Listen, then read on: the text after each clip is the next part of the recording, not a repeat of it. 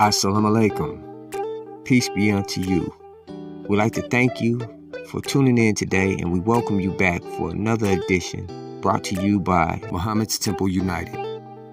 Muhammad's Temple United is a collective body of believers and members of the Nation of Islam throughout the country who have joined together in a strong brotherhood and strong sisterhood to unite all of the temples across the country. As we're taught by the Honorable Elijah Muhammad, Islam is a unifying religion, and we are taking that into practice by coming together and doing something for ourselves to create heaven while we live right here on earth.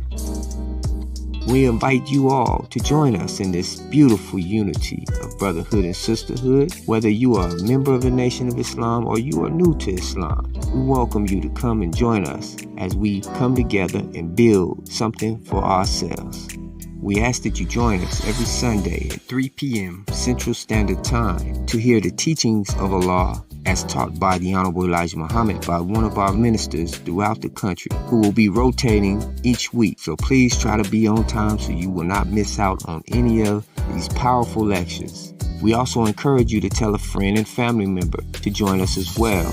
It is important that all of our people get a chance to hear the truth so that they may make their decision. For those of you who would like to support Muhammad's Temple United and the work that we are doing to spread this truth throughout the country, please visit our Cash App at $Muhammad's Army. And for more information, you may reach us at 602-598-9009. Again, we thank you and we welcome you to Muhammad's Virtual Sunday Lectures. So without further ado, we'd like to present to you today's Muhammad's Sunday Virtual Lecture.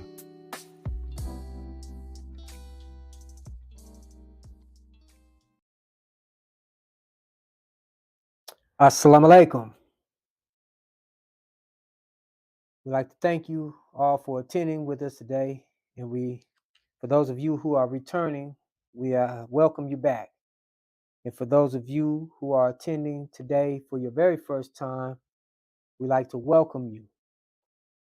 And for our first time guest today, we want to introduce you to not only Islam, but how our Muhammad's Temple meetings are held. The Honorable Elijah Muhammad teaches us that we begin all of our meetings in prayer. So for you first timers that are not used to our prayer, we stand erect with our heels touching at a 45-degree angle, our hands extended as if we are receiving a gift, our heads slightly bowed, and our eyes closed to this wicked world. For those of you who know the prayer, say along with me. In the name of Allah, the Beneficent, the Merciful. All praise is due to Allah, the Lord of all the worlds, the Beneficent, the Most Merciful, Master and Savior of this day of judgment in which we now live. To Thee alone do we serve, O Allah, and to Thee alone do we beseech for Thine help. O Allah, guide us along the right path, the path of those upon whom Thou hast bestowed favors, and not on the path of those upon whom Thy wrath is brought down, nor of those who go astray after they have heard Thy teachings. Ameen. In the name of Allah, the Beneficent, the Merciful. We can never give enough thanks and praise to Almighty God Allah, who appeared to us in the person of Master Farad Muhammad, and in his divine leader, teacher, guide, messenger to we the lost and found black men and women here in the hills of North America. I greet you all in those two men's name of Assalamu alaikum. For all of those who are unfamiliar with our greeting, it is our nation's greeting of peace and paradise. Assalamu alaikum. Assalamu alaikum translated out of the Arabic language into English only means peace be unto you. The Honorable Elijah Muhammad teaches us that there's no greater greeting than one of peace. Greeting your brother and your sister in peace is a heavenly greeting, a righteous greeting. because you can't have heaven without peace. Is that right? So we greet one another in peace because we want peace for ourselves and we want peace for others. Because if you're in peace, then I'm in peace. If you having hell, you catching hell, I'm catching hell. Because you're going to bring that around me. So when we're amongst each other, we want peace. We are a people of peace. Islam is the religion of peace. However, we don't consider Islam a religion, and we'll go into that at some point. But right now, we just want to get you familiar with our greeting, which is peace. We don't greet one another in the words of hello. We all know that hell is low. No, we don't want to wish hell upon you, and we don't want you to be in a low spirit. We want to lift you up, give you peace. So we greet one another in the words of peace in paradise. Assalamu alaikum. And in the return greeting will be walaikum salam. Wa alaikum salam. I know some brothers say salaikum salam, and and we don't fault our brothers for not knowing. But the proper way to return the greeting is wa alaikum salam with a W, brothers and sisters.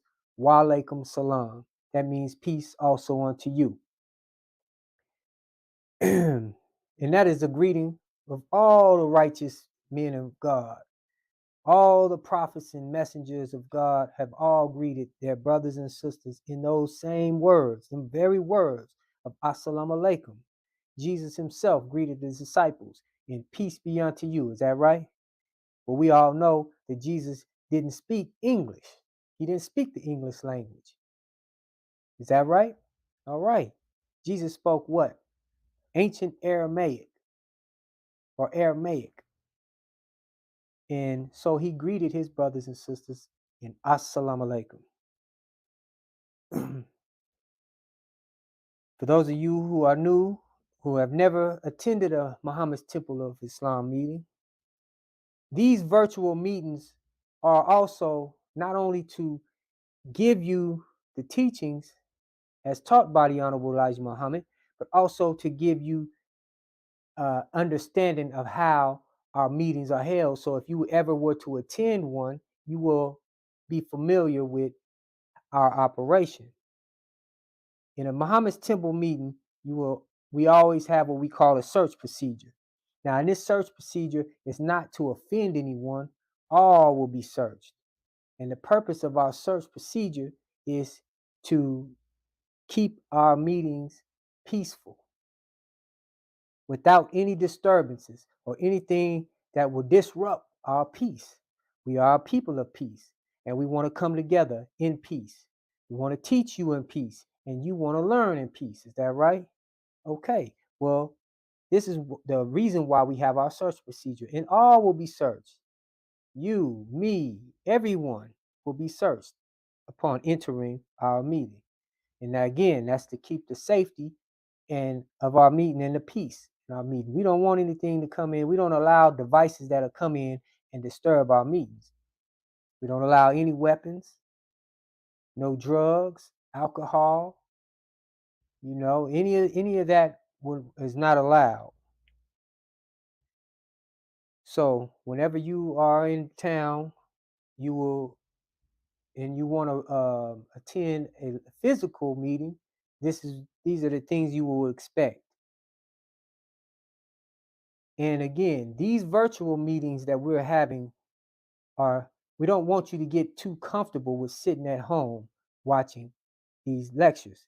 Though we're not opposing it, we want you to get it by all means. However, we want to pull you off of that couch, pull you off of that office chair, pull you out of that bed, and bring you into the teachings, into the temple where you can learn the teachings face to face. We want we want you in the physical so we can enjoy each other's company, and also so we can grow together and get to know one another.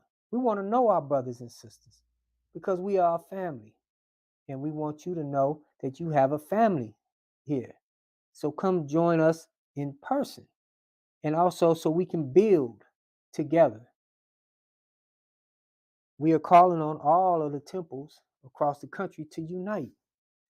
Muhammad's Temple United is our sole purpose is to bring all of the temples together while teaching our people Islam as taught by the Honorable Elijah Muhammad. So we want true unity, not just to be unified by belief, but unified also in practice. So we have ministers from different various parts of the country who have come together, formed a council of men who, under our laws and restriction, guide our nation. And we want to bring our people together so we can be one, form one body, as it was during the time of the messenger, the Honorable Elijah Muhammad. Now, for those of you who are new to the teachings, the Honorable Elijah Muhammad is no longer among us. However, he left us enough to continue on with our nation and develop and grow. And we are thankful to Almighty God Allah for that. Now, as you can see, Muhammad's temple is set up as similar to a classroom. We have a classroom setting for a reason, because we are here to teach you. And as the Honorable Elijah Muhammad teaches us, that a temple is a place of learning where you come and learn, in a place where we teach out of. So we don't have any things that will distract us. If you notice, we don't have any choirs. We don't have a band playing any musical instruments. And you may say, well, what's wrong with musical instruments? What's wrong with singing? There's nothing wrong with singing and musical instruments. In fact, we are the creators of music and the musical instruments. However, and by nature, we are rhythmic people. We have rhythm by nature. However, there's a time and a place for everything. When you go to class, you don't go to class with music on in your headphones, sitting back listening. How you listening to your music and listening to the teacher? I know some of y'all say, oh, I can do that. Nah, but you're not going to get very far in your learning. We want you to get full. We need your full undivided attention. No distractions. So we don't have any bands playing or anything that's going to distract you, because we're not here to entertain you and get you feeling all good, and then you leave home with no understanding. No, we're here not to entertain you, but to teach and train you. So the Honorable Elijah Muhammad teaches us that this is a place of learning. You come to learn, and we have everything set up as a classroom. And as you can see, we have what we call our actual facts board. In this board, we can teach lessons and lessons and lessons, yes, with a plural, off of this board right here, what you see here. Now, in your mind, you might form questions looking at this. We want you to look at this board, observe it, look at it. Why is it set up this way? You may be asking yourself, why is it that way? Why is Christianity on top of the American flag, and underneath the American flag it says slavery, suffering, and death, with the symbol of the cross? Why does it say which one will survive the war of Armageddon between Christianity and Islam? Why is Islam set up this way? Freedom, justice, and equality. Why is there a black man hanging on a tree? Why is all this set up? Well, brothers and sisters, we have much to teach you on this board. And the reason why it's called an actual facts board, because everything you see on here is an actual fact and can be proven in no limit of time. Meaning, don't limit the time that we give to teach you, and we'll guarantee you the truth.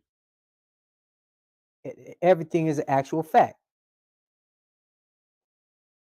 Well, brothers and sisters, we're not going to go into that at this time. But however, if Allah willing, the minister may go over a few things today. Now, keep in mind that you're not going to learn everything in this one day, in this one sitting. It's so much that we had to teach you. It's just like a class. When you go to class, when you're in college or any class school, you don't go and learn everything in one day. Is that right? Okay. You don't get your degree in one day. So you're not going to get your degree in Islam in one day just by hearing one lecture. No, it's so much that you have to learn, and we have to take you step by step so you may grow. So, speaking of questions, and we want you to look at this. Form questions in your mind. Why is this set up that way? Well, brothers and sisters, here in Muhammad's Temple of Islam, we encourage questioning. We want you to question these things because we want you to leave with an answer. We want you to question all of this. I remember growing up as a young boy in church, and I would ask questions, and sometimes I would be told, "Don't question God's word." Now that is something really hard to tell somebody, or hard for someone to accept. Why not? Why can't we question God's word? Why would God send a messenger or a prophet or a teacher to teach us if we can't question him? Can you imagine sitting in a classroom and your teachers drawing things on a chalkboard, and then they tell you not to question what they putting on the chalkboard? You're gonna go home scratching your head. You may not have an understanding of what you just seen being taught. So here in Muhammad's Temple of Islam, we encourage you to ask questions. Why? Because we want you to go home with an answer. We want you to go home with an answer and an understanding. We want you to get an understanding from what is being taught here. So this is why we encourage you to ask questions. Why don't they want you to ask questions? Is it God's word they don't want you to question, or is it their word they don't want you to question? Think about that, brothers and sisters. So here at Muhammad's Temple of Islam, we encourage questions. And here's some questions you may want to ask yourself. Why are you here today? What brought you to today's today's virtual meeting? Is it because you're looking for change? Is it because you want change for your people? Or is it because you want change for your family, for your children? Well, here at Muhammad's Temple of Islam, we have that change, and we have answers for your questions. And the minister that's coming up after me will be able to answer some of those questions that you may have. And I am not your speaker today. I'm not the minister. I'm just your brother, Brother Daniel Shabazz.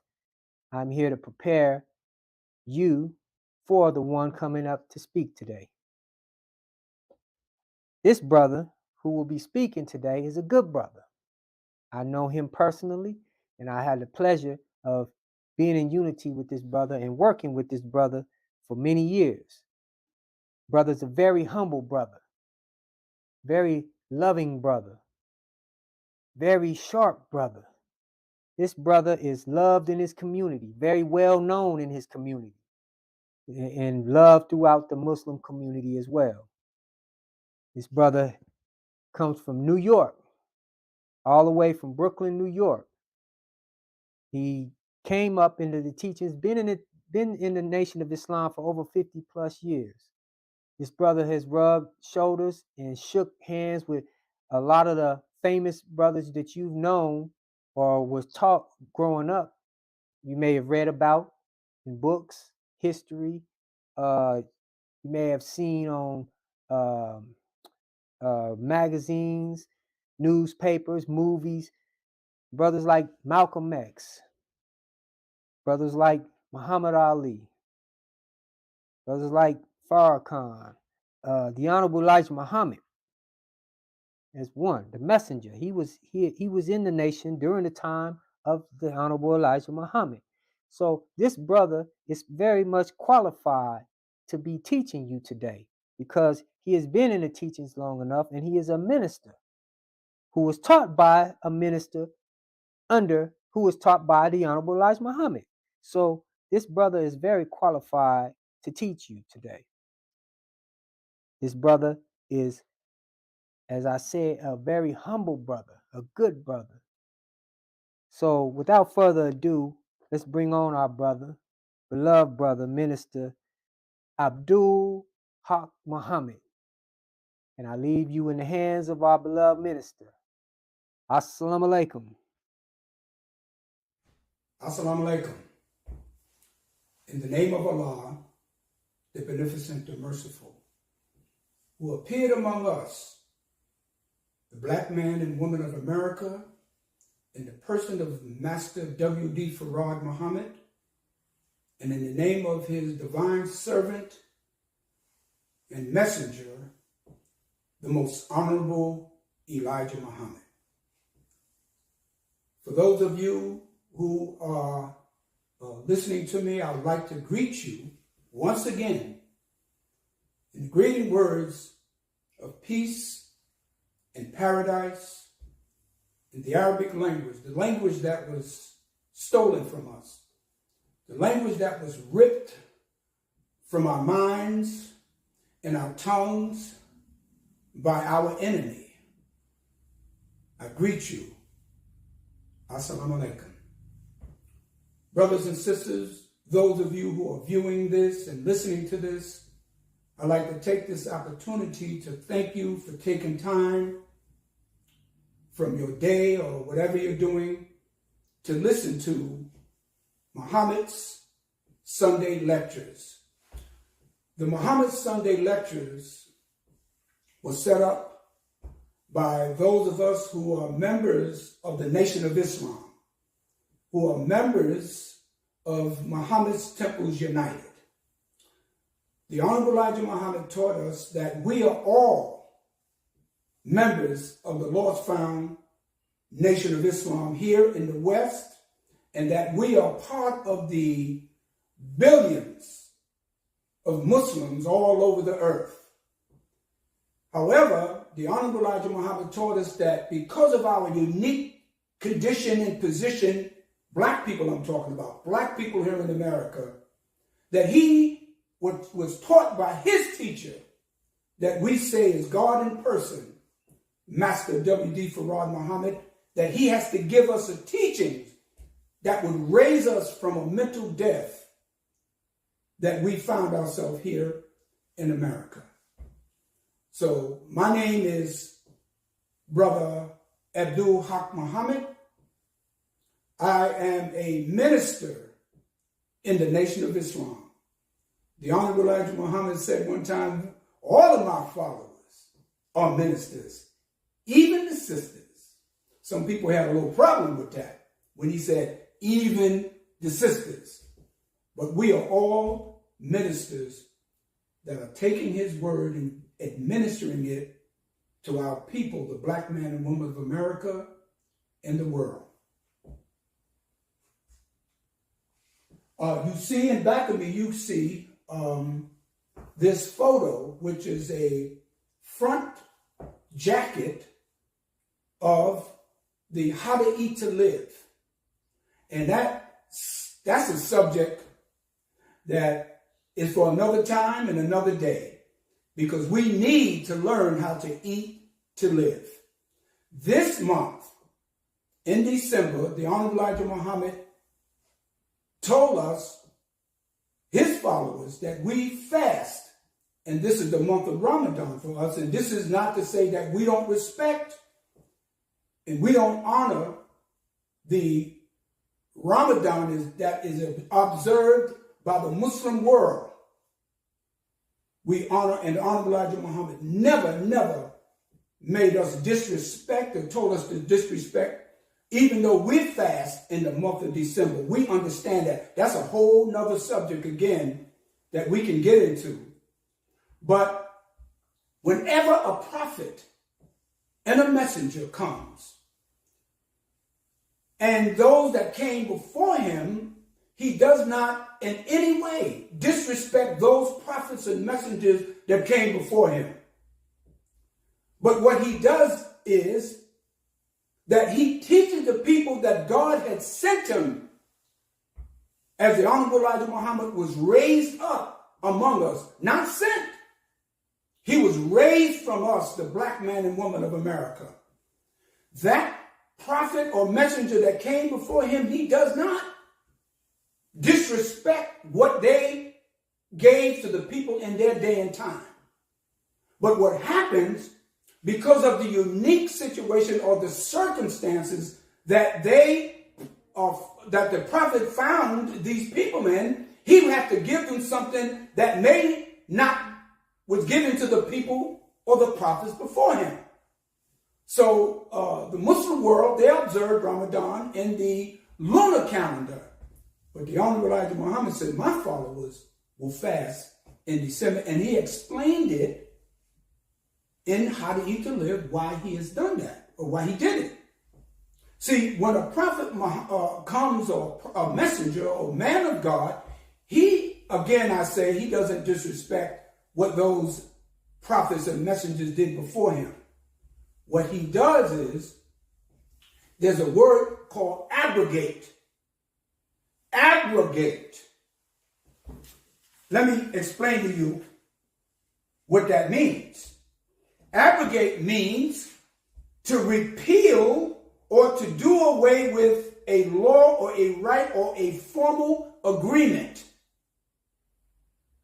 For instance, when Prophet Muhammad, may peace and the blessings of Allah be upon him, came to the Arabs in Arabia, the Jews and the Christians had a way of worshiping.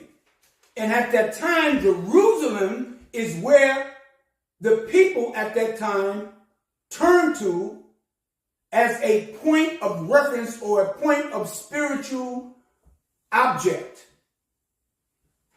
But when Prophet Muhammad came, he told them, no, we're going to turn towards Mecca as our reference. Now, he wasn't against the prophets of old, Abraham or Isaac or Jacob, who were Hebrews or men of God or Muslims. But he recognized that he had to turn the Muslims of that time towards something that would help raise them from the condition that they found themselves in at that particular time. So there was an abrogation.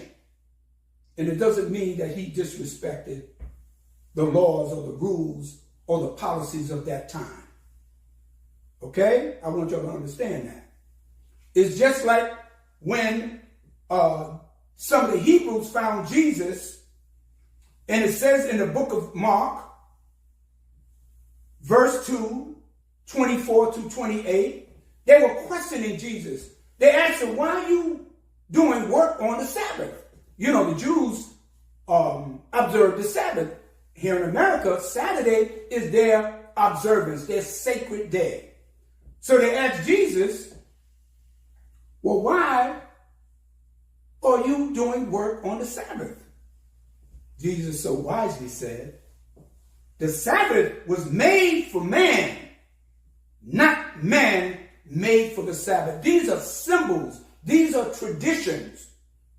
So he was not disrespecting Abraham or Moses that came, but he was dealing with something that was necessary. He had to teach the people regardless of what day it was. Sunday, Monday, Tuesday, he's going to do his work. Okay? So there's an abrogation. And I advise each and every one of you, read How to Eat to Live on the aspects of Ramadan as the Honorable Elijah Muhammad taught us. Now, let me talk about what we're going to deal with today. We're taking our text today, and I'm going to be doing a 3-part series, not on just this, but on the teachings of the Honorable Elijah Muhammad. But because of what's currently happening in America, we want to deal with that. And we're going to take our text or our subject from the fall of America. You know, America is falling. Well, you say, well, brother, what do you mean America is falling? I don't see no buildings falling down. one of the believers came to the Honorable Elijah Muhammad one day. This is oral history.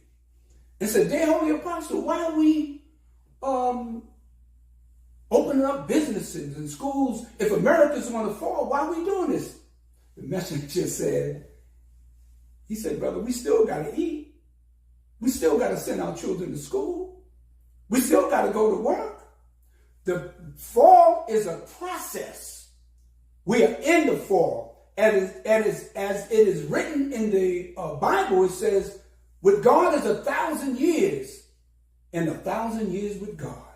It's not just one day. We're in the fall. And if you look around, you can see and you can hear and you can observe the process of the fall. Look at the schools. Look at the economy. The last time y'all went to the store, I hear people when I go to the supermarket, damn, these prices are sky high. And one lady would tell me, I just bought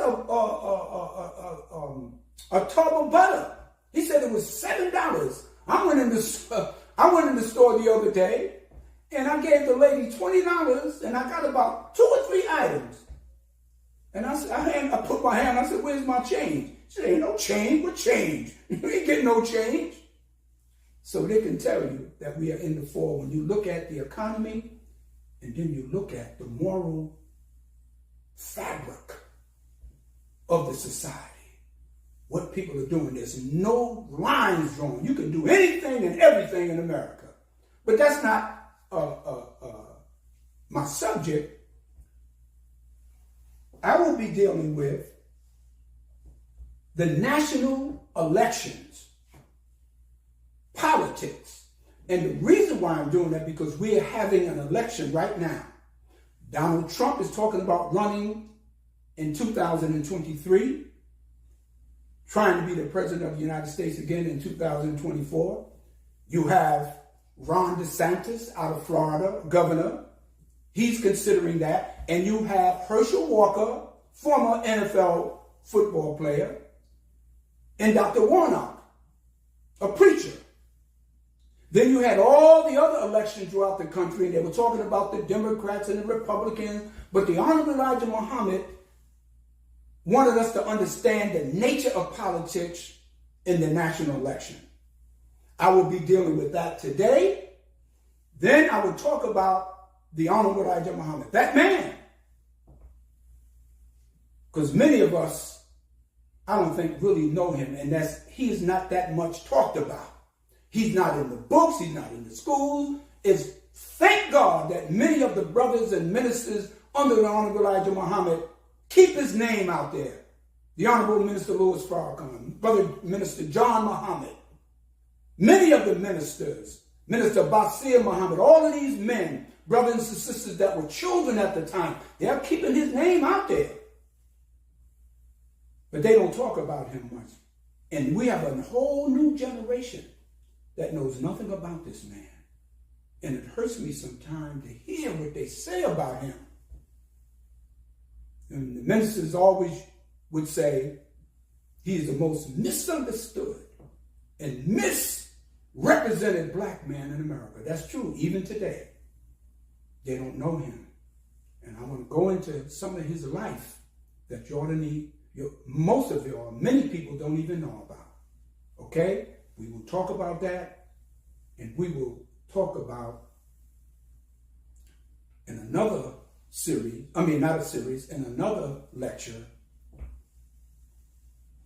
the love of God and what God means to us. Because a lot of us think God is outside of us, and most of us don't know that he is deeply in love with us. Okay?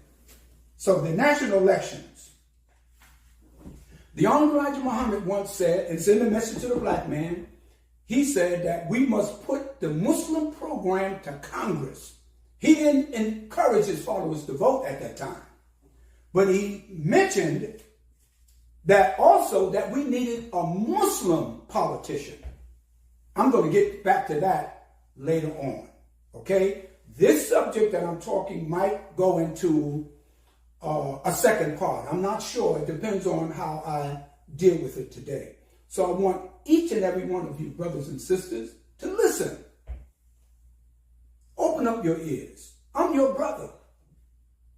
I came into the nation as a very, very young man. I was 15 years old. I came into Mosque number 7, Temple number 7 at the time. And I was trained by some of the great, magnificent ministers and captains and lieutenants in the Nation of Islam at that time.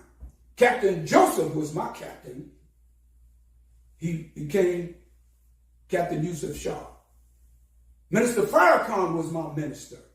Richard Adex personally trained me. I love that man. He made me a man. First Lieutenant Clown 7X, who eventually became Hussein Shabazz. I used to go over to Newark with Captain John and Minister James Shabazz. All of these brothers played a very important part of my life. Sister Captain Clotel, who became Sister Captain Amina. And of course, the Honorable Elijah Muhammad. I used to write him. He used to write me back. I'll tell you about that sometime. But he didn't encourage his followers, brothers and sisters, to go into politics at that time. But he was well aware that politics was necessary.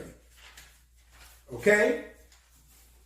I like to look at my notes. I don't like to just shoot from the hip, because I respect each and every one of you, and I don't want to just throw garbage into your head or something I just thought about and just jumped up. The national elections. You had Stacey Abrams, very good sister. Then you had Val Demings, who ran for against, I believe that is Ron DeSantis. No, it's another person. I can't recall his name at this time. But let me read what the Honorable Elijah Muhammad said about national elections. He said, the black man of America has been privileged by the slave master's children for the last century to vote for whites for the offices to judge and rule. This freedom to vote has made the black man in America feel very dignified and proud of himself. He goes to the polls very happy to vote for a white ruler. This is gradually changing to a desire to vote for his own kind for such offices and authority. So, at one time, black people in America didn't have the right to vote. Could you believe that? And they told us that we were Americans, but they said, well, you can't vote, boy. You can't vote, girl.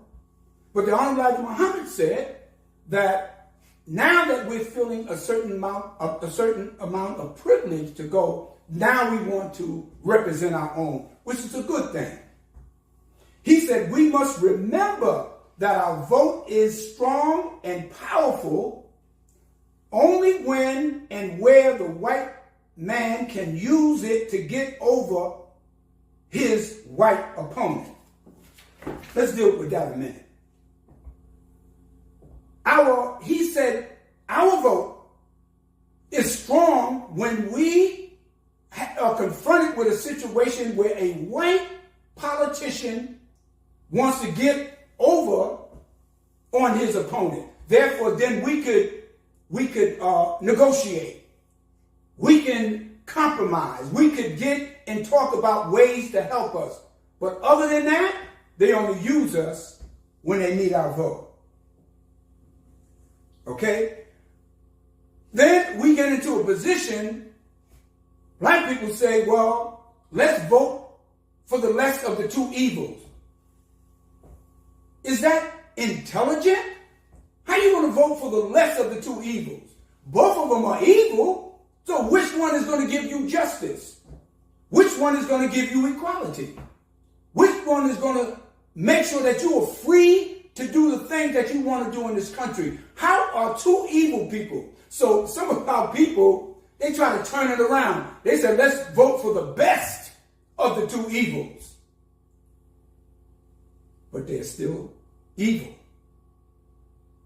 Whether they're the best or the less, they're still evil. So, I'm going to explain to you now the word politics. And Honorable Elijah Muhammad is dealing with the national elections. Politics is a word that says, or is defined as, activities associated with governance of a country or another area, especially the debate and the conflict among individuals or parties having and hoping to achieve power. Key word, power. Just because you vote, and the reason why I'm dealing with this here, brothers and sisters, because many of our people, I listen to them, and the only solution they tell us is to vote. If you don't vote, you have no say-so. If you want the clean community, you're going to have to vote. But the elections are only sometimes every 4 years, every 3 years, every 2 years. Oh, what if you don't get the person that you voted for in office? What are you going to do within that 2 years? What are you going to do in that 3 years or the 4 years? You're going to wait for someone else to come in after 4 years. You're going to sit and wait and hope to get someone in after that 2, 3, or 4 years. Nah, that's not how you do it. Look at the Asian community. There are not that many Asian politicians or people in office. But every year, the president, the governors, and the senators, they go to the Asian community and they ask them, how could we serve you? How could we help you? Because the Asians represent an economic base that the politicians know that's a strong lobbying. It's a strong position for them to be in to help not only themselves, but that politician who wants to stay in office. I live here in New York City, born and raised. Every time there's a national election or local election, they have a community in New York City where the Jewish community lives. And that politician, that president, even Kamala Harris, before she even was elected as vice president, she went to AIPAC, which is a Jewish lobby organization. And they go to the Jewish community and they ask them, how can we help you? How could we be assistance? See, now that's power. Okay? Though the Jewish community understands that they must position themselves to make sure that they get those things they need. And that's not wrong. In New York City, there's a growing Pakistani or East Indian community. They are positioning themselves now. Do you know in New York City, they have just announced that the schools will be closed during the Muslim holidays now? They will be closed during Eid al-Adha because that, and we've been trying to get the schools to close for us as black people for so long. Okay, the schools will be closed. They just announced it that on the Muslim holidays, and some of these people just got here maybe 10 years ago, but they're closing the schools. But when we went to Chicago, we didn't care whether they opened the schools and closed the schools. When Savior's Day came, we were there. I don't care if it fell on a Monday, or Sunday, or Tuesday, or Wednesday. We packed our bags. We were in Chicago to honor and see our leader and teacher, the Honorable Elijah Muhammad. So politics is about developing power. So you have the Democrats, and then you have the Republicans.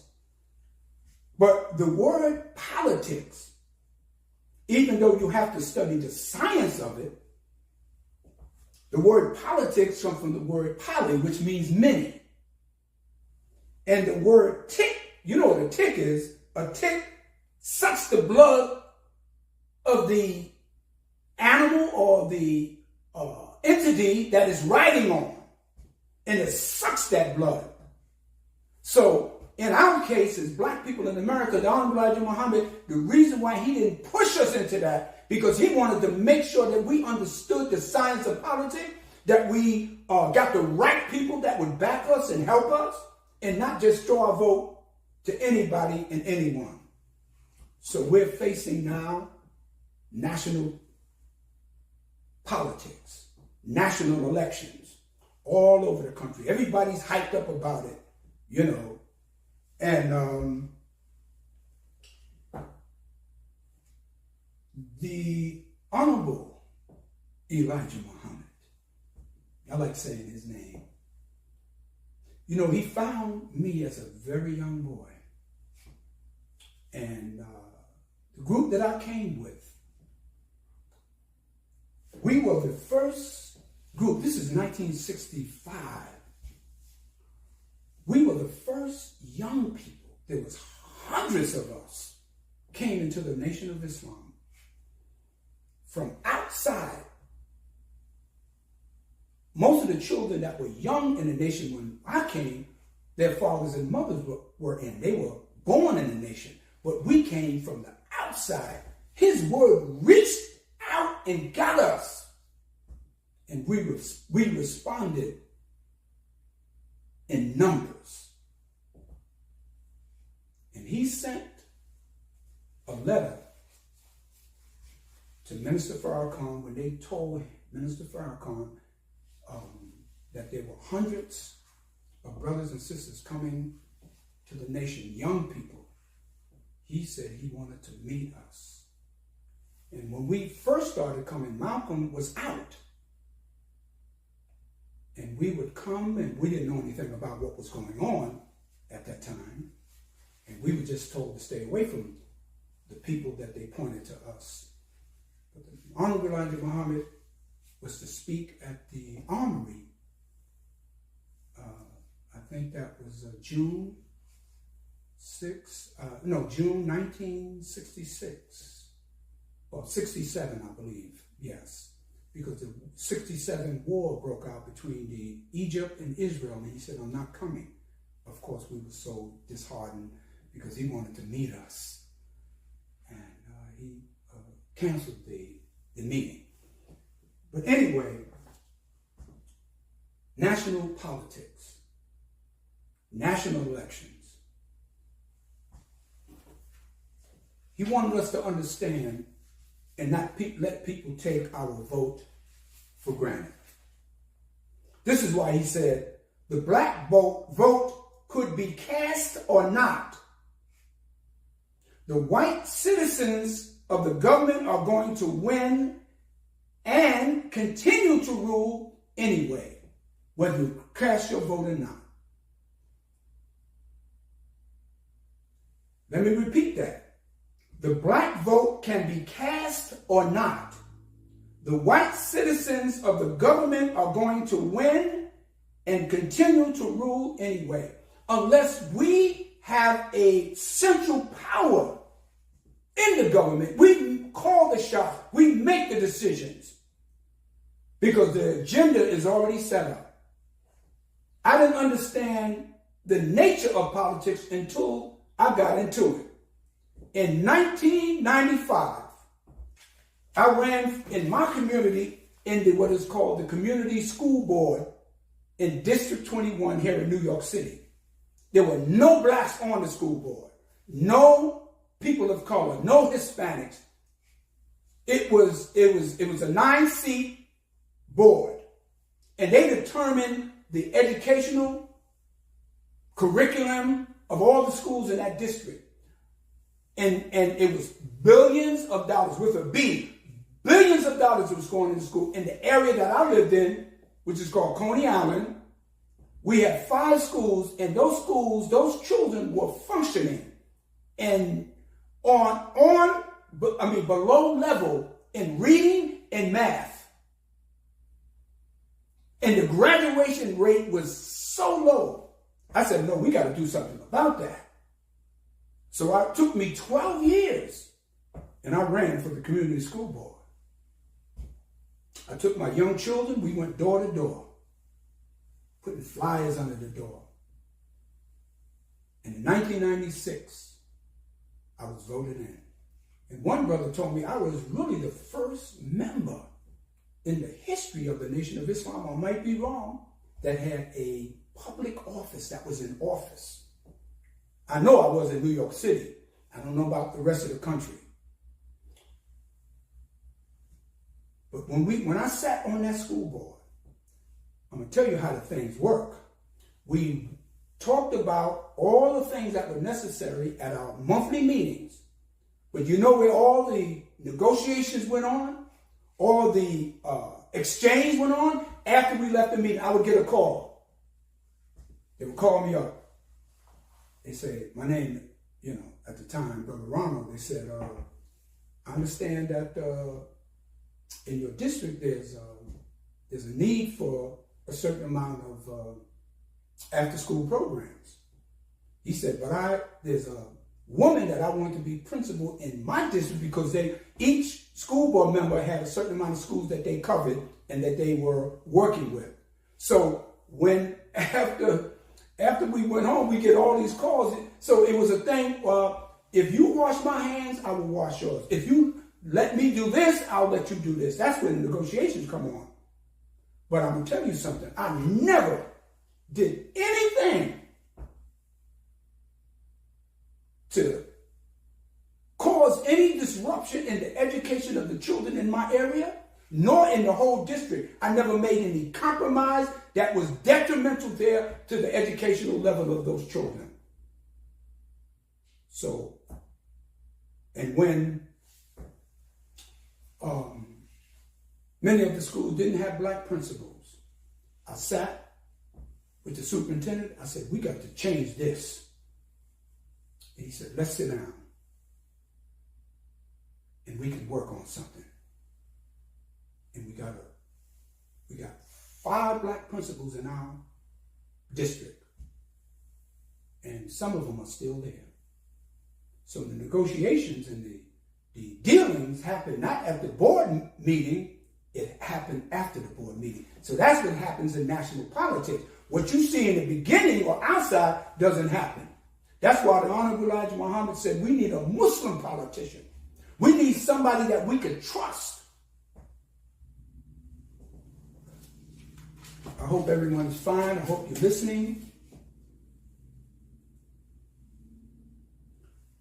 Now, if your politician, if your person that is running, that wants to represent you, does not deal with freedom, justice, and equality, then you need to question that person. If they use all kind of other terms, talking about we're going to give out food on a certain day, or we're going to have the children go on a trip. We want freedom. We want justice. And we want equality. Now, the Honorable Elijah Muhammad gave us a flag called the flag of Islam, the sun, the moon, and the stars. He said that his teacher, God in person, Master Farad Muhammad, told him that flag represented the universe.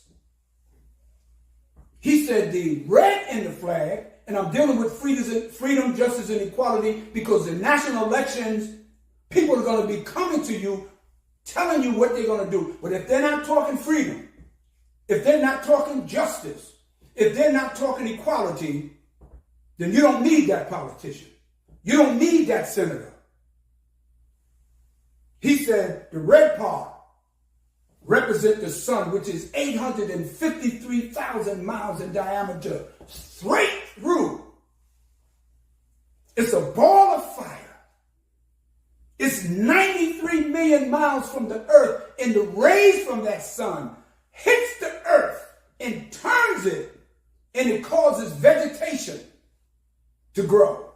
It causes the flowers to grow. It gives heat to the earth and allows us to live. If that sun dies, we are all dead.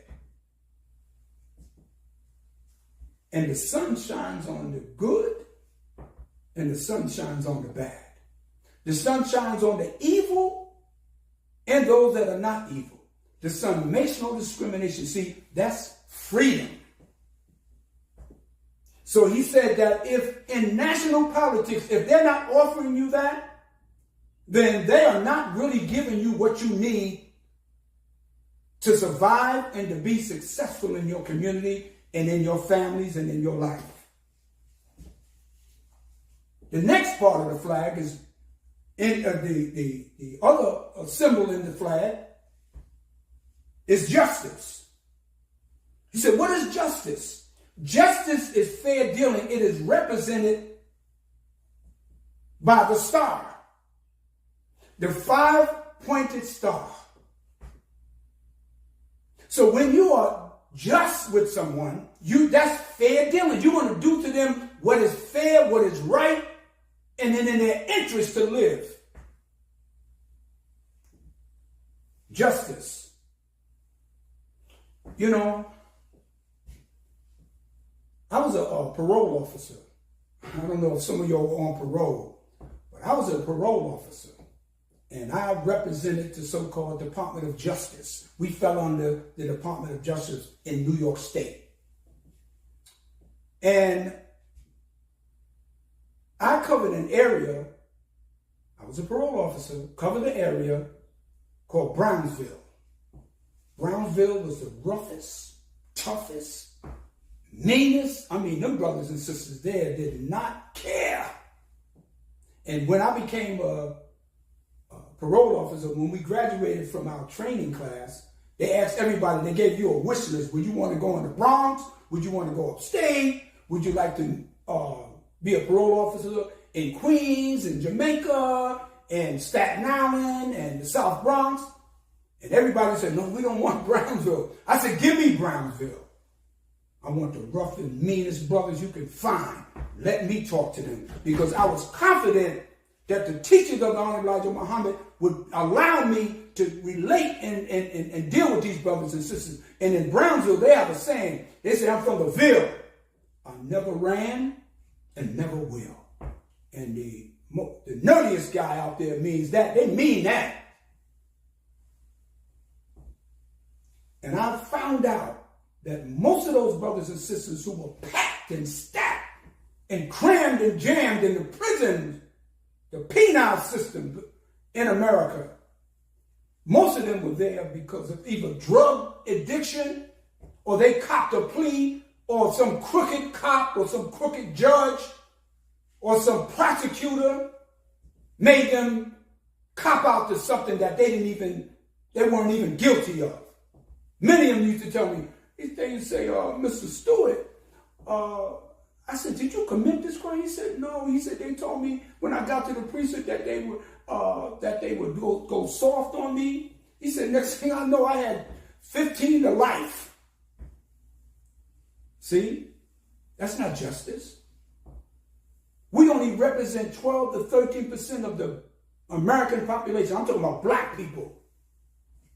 But we are the majority in the so-called prison system or the justice system or the penal system, as they call it. How did that happen?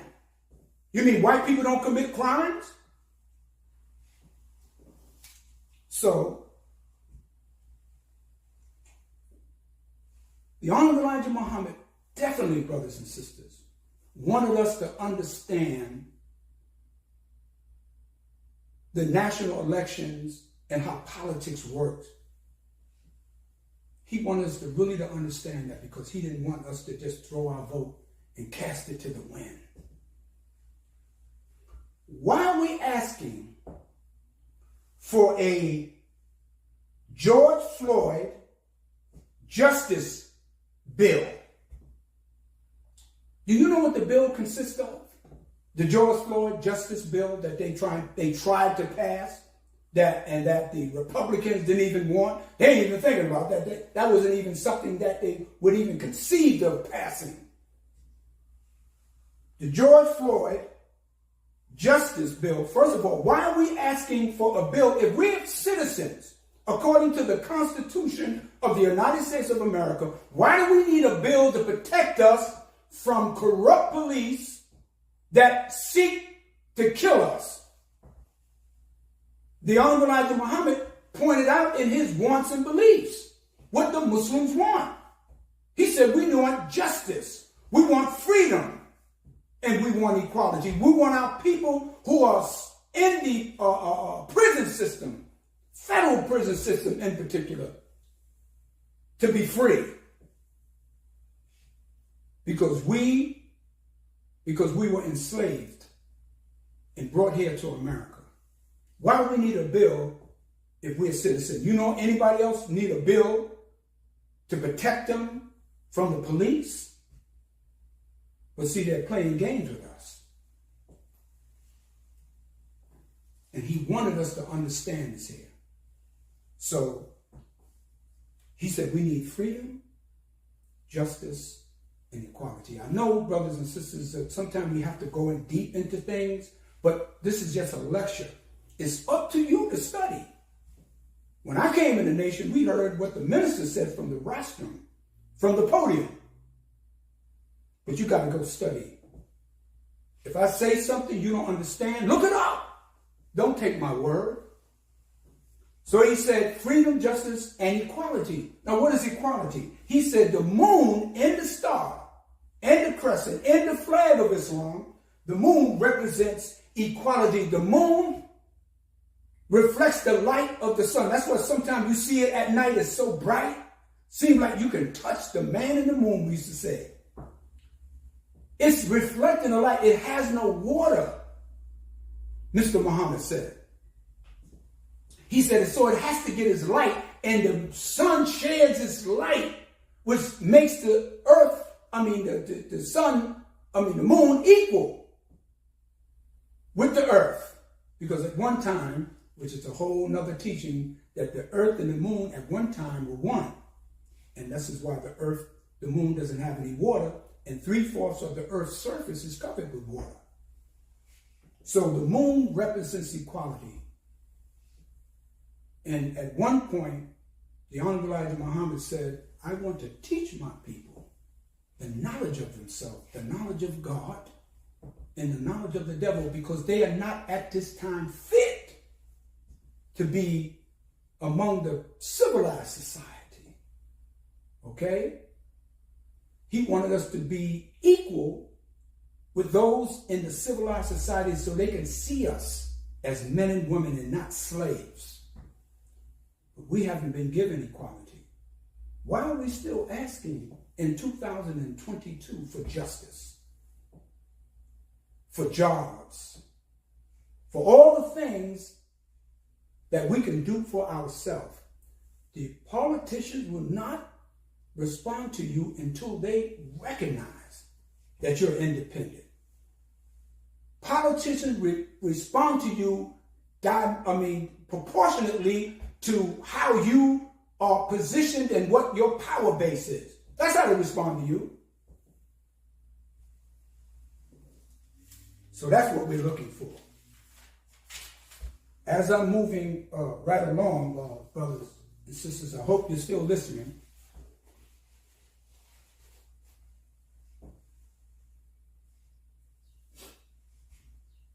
The star represents justice. And one time, if you watch the old movies and you see the sheriff, he got a star. The star represents, and they call him the sheriff, which comes from the word sharif, which means justice, the law. Okay? So we're looking for justice. And justice is a principle to deal justly with the people. Mr. Muhammad goes on to say that the star justifies the work of God in the universe. The first law of the universe is motion. Everything is in motion. Everything is in motion. Your body is in motion. The blood is rushing to your head, to your feet, and is coming back in limit time, in seconds. Your eyes are moving.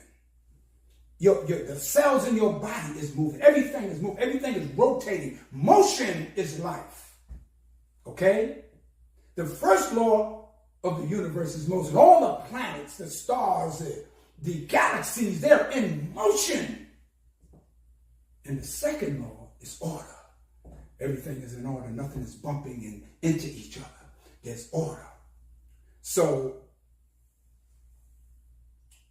we're looking for justice. And we're looking for right dealings. And the star represents that justice. And that's why we have that in our flag.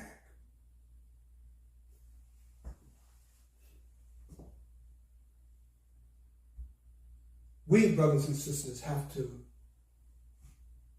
really think about where we are in this day and time in America.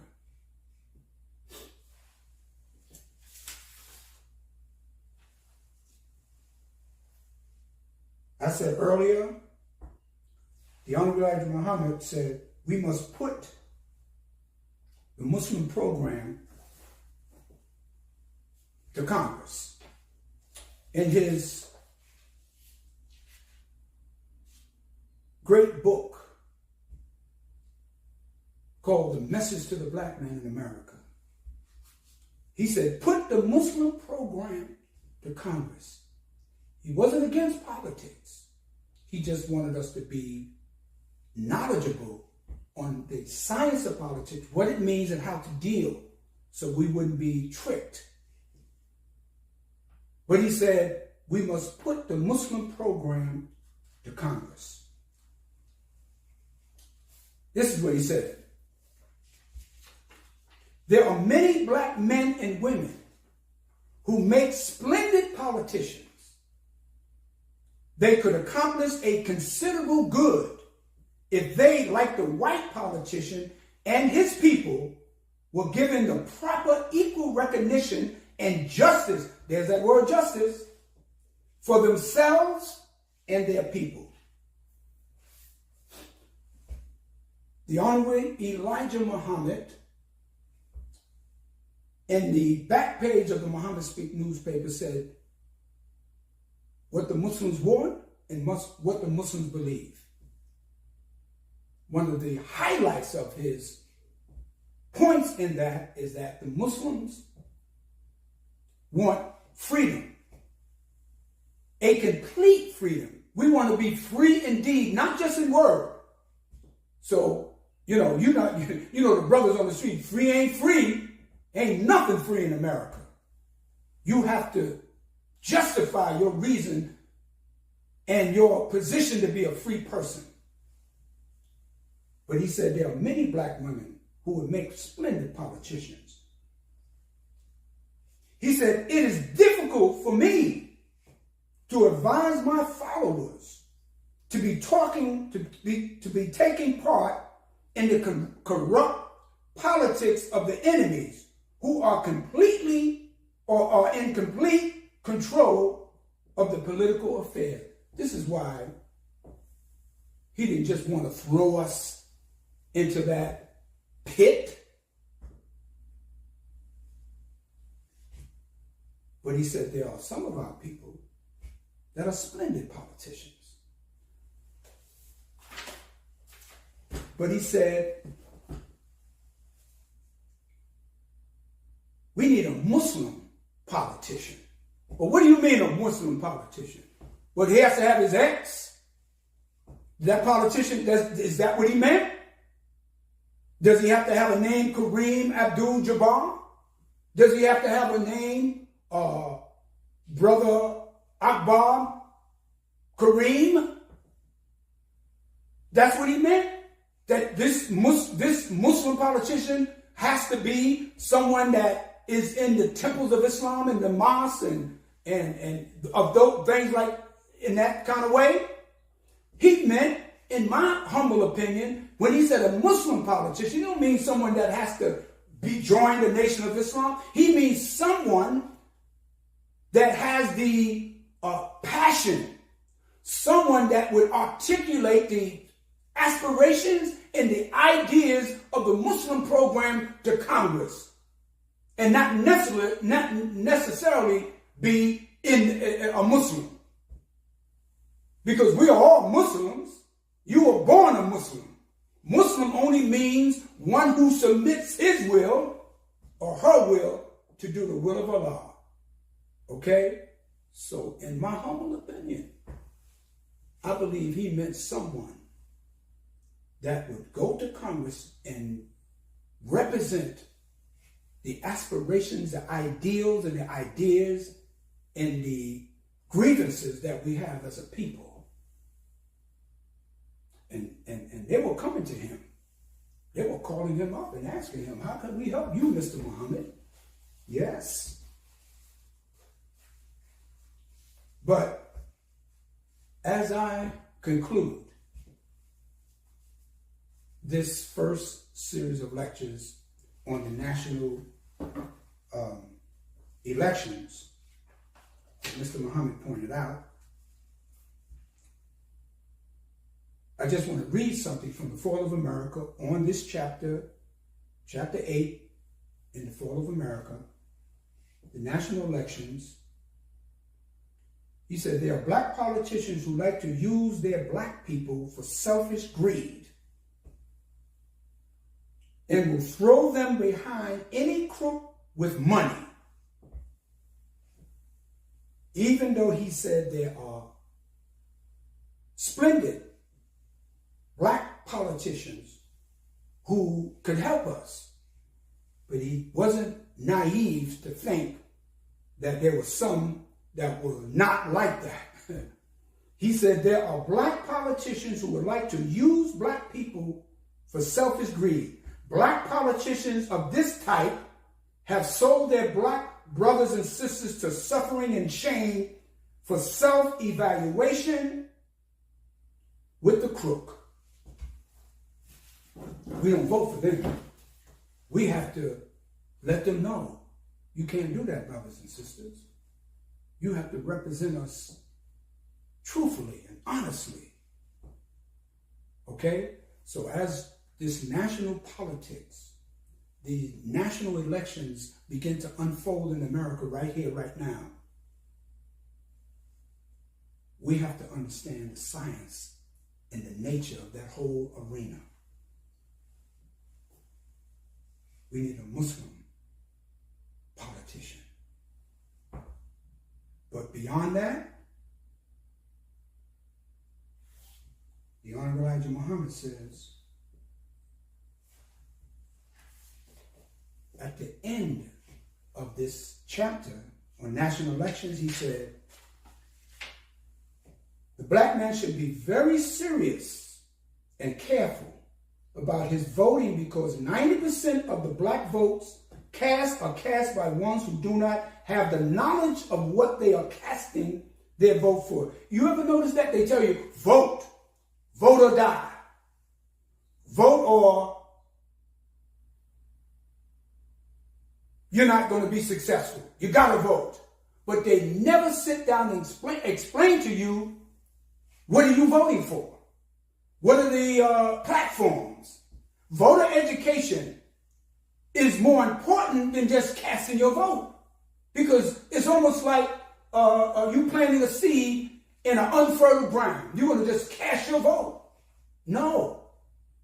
He said most of the people don't even know or have the knowledge what they are casting their vote for. You know, my mother voted for Tricky Dick, as they called him. Yeah, Richard Nixon. My mother had no idea what this man was going to do. But she was led to believe. And that was an example right there that how they get us to cast our vote. But lastly, as I conclude this part of the first part series, the Honorable Elijah Muhammad says, I will say, as I have said for many years, vote for Allah, God, to be your ruler and come follow me. Now, he said all the things about black politicians, the white politicians using and abusing the crooked politicians. But lastly, he says, vote for Allah. Why vote for Allah? Because when you vote for God, you know that He's going to be for you. You know that God is not, you can trust God. You know that He's not there to take your money. You know that God is something that is fulfilled in your very being. And God is not going to go in for 3 years and then you don't see God no more. He said, vote for God. I want to read something to justify what I just said about the Honorable Elijah Muhammad saying, vote for God. In the Holy Quran, which is the book of the Muslims, our holy book, we also believe in the Bible, but we believe the Bible was tampered with. That's a whole nother subject too. But in the second chapter or the second surah of the Holy Quran, which is called Al-Baqarah, which means the cow. The cow. It falls under section 1 of the fundamental principles of Islam. It says, in the name of Allah, the Beneficent, the Merciful. I, Allah, am the best knower.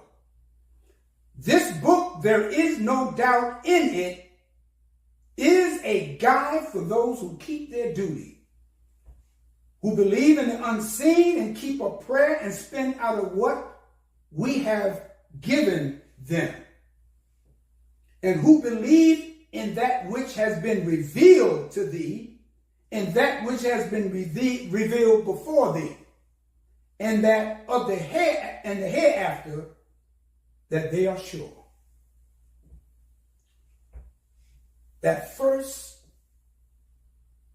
verse, it says, I, Allah, am the best knower. When you know that God knows what's in the hearts and minds of men and women, you know that God is there for us, that God loves us. Loves us. See, we know a politician may not love us. See, there was a man by the name of Adam Clayton Powell, Jr. He was a congressman in Harlem. Adam Clayton Powell was a man who loved black people, and he was light, bright, and almost white. He could have passed. Go look at some pictures of him. He didn't have to represent black people, but he had a love in his heart for black people. See, Allah loves us, and He is the best knower of all things and all things that we need for our salvation. He is the best knower. There is no doubt in God. And from this chapter, it is called Al-Baqarah, which means the cow. What do you get from cows? You get milk, right? What is milk? Milk is a food. It's a nourishment. And that's what God does for us. He nourishes us. When you believe in God, you believe in yourself. And when you believe in yourself, you believe in God. Because God is not distant from you. He is in you and with you. That's why it says in the book of Genesis, in the beginning was the Word, and the Word was God, and the Word was with God, and the Word became flesh. And He created Adam and Eve. He created man in the likeness, in the image of Himself. So we have those qualities. So when He says, I am the best knower in the book of Al-Baqarah, which is the cow, that word nourishes us. Like the milk from the cow nourishes our body. So, brothers and sisters, as I conclude, and when ministers say that, you got to be careful in my conclusion. When a minister says in my conclusion, you might get a whole nother subject. But I'm concluding now because I enjoy it. I haven't spoken on a lecture like this in many, many years. Some of you know me, some of you have heard about me, or maybe this is your first time. But I am deeply in love with my people, the black man and woman of America and the black man and woman of the world. And I can also say I respect and honor people, I don't care who they are, of goodwill and who believe in truth and justice. But I know Mr. Muhammad taught us to love self first, because you can't love nobody else unless you love yourself first. So thank you. I pray Allah that I didn't offend anybody, and I didn't have any intentions to do that. But I just wanted to give you a word from the man that taught me through his ministers and through his works.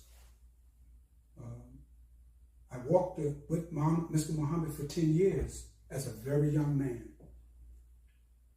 And we, as I said earlier, we're going to talk about this man. And one of the ministers said, when he said he met him, he said he met Mr. Muhammad, and he looked in his eyes. And he said his eyes were filled with the pain of 400 years of the suffering of our people. And in his countenance, his love was so deep. We will talk about him in our next lecture, so you'll know a little more about him, other than that someone said that he killed Malcolm X and that he was this and that, he was a immoral man. No, we're going to clear that up, because you'll need to know what God sent you and raised among you. So thank you, brothers and sisters, for listening to what I had to say, and we pray a lot that you got something from this. So at this time, I leave you as I came, in the name of Allah, the beneficent, the merciful, who appeared among us in the person of Master W.D. Farad Muhammad, and of course in the name of his divine servant and messenger, a great, great man, the most honorable and humble Elijah Muhammad. Assalamu alaikum. All praise due to Allah. Let's give our brother, beloved minister Abdul Haqq Muhammad, a round of applause for a beautiful lecture today. Again, we thank you all for coming out and joining us in attendance. And for those of you who believe that what you heard today is the truth, we ask that you come back. Bring a friend, bring a family member, bring your children. Share this with others. Share this experience with others so they may have the same choice that you had to either accept or reject. Because it's important that all of our people get a chance to hear this truth. This truth is tailor-made for us, to resurrect us, to make us a people fit to be rulers of ourselves and of the world. It is our time, brothers and sisters. And also, if there's any one of you who would like to reclaim your own and become a member of the Nation of Islam, your nation, my nation, our nation. See, the Nation of Islam is not something that you have to join. The Nation of Islam already belongs to you and me, black man and woman. It's ours. It is our nature. We are just returning to ours, and we are reclaiming our own. See, we're reclaiming our own nation, and it's yours. You don't have to join. You don't have to pay nothing to get into your own. All you have to do is accept it. It's only on acceptance. It's already yours. And we want you to come and get registered. Become a registered member. of your nation. Every nation has a registry of their members, and we do too. So come get your registration and get registered into your own nation. Okay, brothers and sisters. Again, we thank you all for coming out, and we ask that you continue to come each week. Every Sunday, we will have ministers throughout the country present and deliver to you strong, powerful teachings from Almighty God Allah as taught by the Honorable Elijah Muhammad. And we want you to come back and join so you can learn more about yourself, your God, your nation, and the time and what must be done. And come and join us in the work that it's going to take for us to rebuild our nation. If there's any one of you that would like to become that are already members and would like to unify with your brothers and sisters over in Muhammad's Temple United, we welcome you. The door is always open to those in good standing. It's always open, and we ask that you come. We're reaching out to all those. We're seeking out all of those who want to unify, who wants to become unified and become one nation. We see throughout the country there's temples scattered all over, independent temples scattered all over. That's not a nation. We are one nation, so we want to become one, whole. And if you are interested in unifying, so we can come together, not just be unified in belief, but in practice. We want to take this into practice and actually become unified with one another and pool our resources, work together under one banner, crescent, moon, and star, as one nation, one family. So to those who would like to return to their own and those who would like to unify with us, you can reach us at 602-598-9009. You can also text or leave a message. If no one answers, we will gladly return your call at our earliest convenience. One of our representatives will contact you. You can also inbox us, Facebook, leave a message, contact us, leave us your contact information, and we'll contact you. And we will make sure we get you to the proper channels. Okay, brothers and sisters, we hope that you enjoyed today's lecture, and we hope that you got an understanding of what you have heard today. And we encourage you again to ask questions. If you have any questions, feel free to leave them in the comment section. And next week, we may have some answers for you. One of the ministers will answer for you. We do have a panel of ministers who will be having a question and answer series coming soon. We're working on that technical wise. We're getting things together so that we can provide this for our people. Okay, brothers and sisters.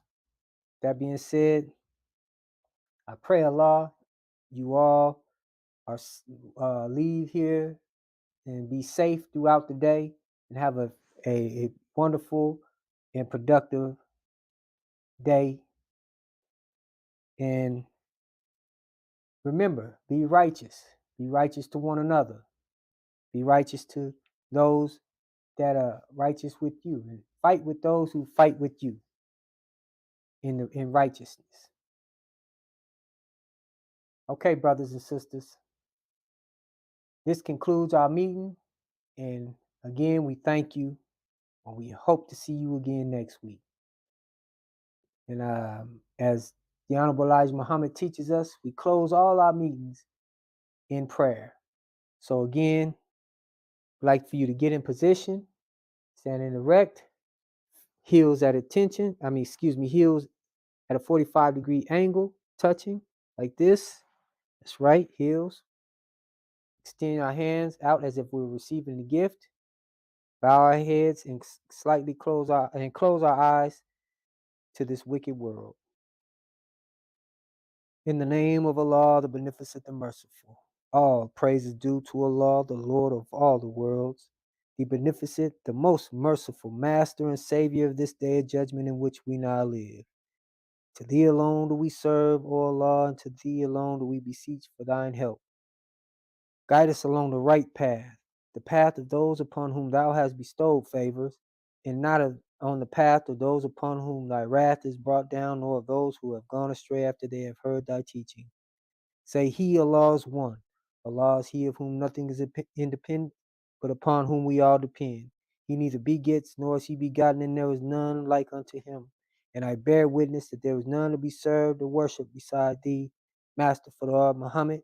And I bear witness that the most honorable Elijah Muhammad is your last and greatest messenger to we, the lost and found nation, here in the wilderness of North America. Ameen. Okay, brothers and sisters, I leave you all in the same way I greeted you, in the greeting words of peace and paradise of Assalamu alaikum.